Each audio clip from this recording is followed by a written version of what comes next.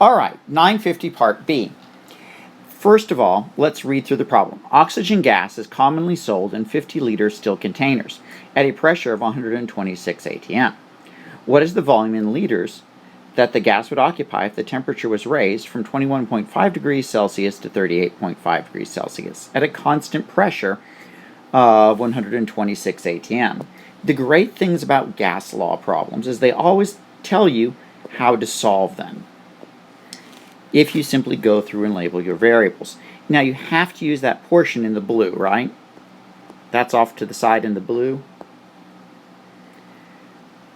And what they do is they give us a volume 1 right there of 50 liters. They give us a pressure 1 of 126 atm.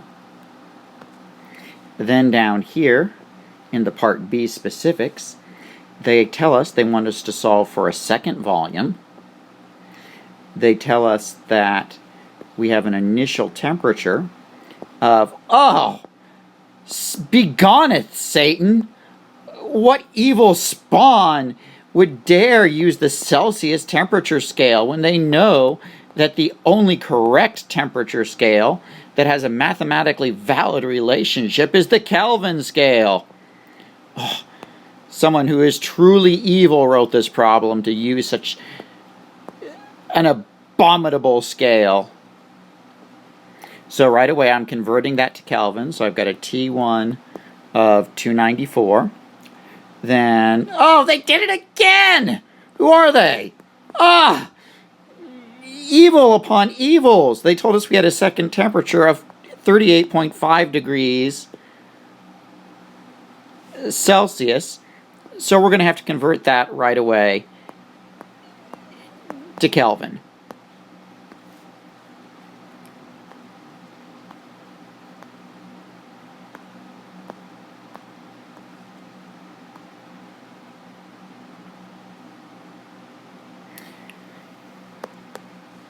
So they gave me a second temperature. Then they gave me a second pressure. Well, do I have 2 of something? Yeah, I've got 2 of something. Therefore, I know that I am going to have to use gas law. Let me shrink things up here because things are getting a little bit messy here. I'm going to have to use the combined gas law, or P1 V1 over N1 T1. How do I know that? Because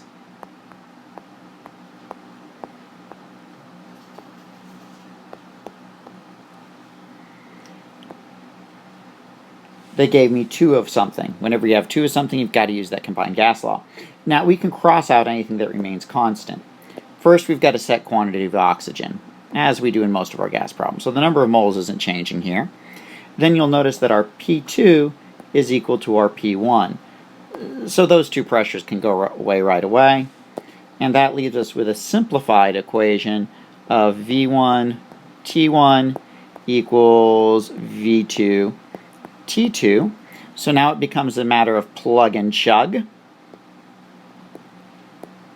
where we have 50 liters over 294.65 Kelvin is equal to V2 over, I think that's a 3 there, yeah, over 311.65 Kelvin. Should be a 3 for my T2. I'm not sure I actually wrote it back there. So now it's just a matter of crisscross applesauce. Multiply both sides by that 311.65 to get the variable by itself.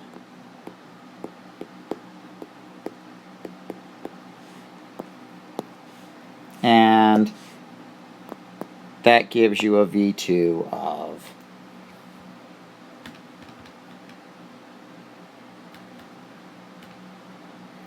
294.65 times 50 equals 52.88 or 52.9 liters.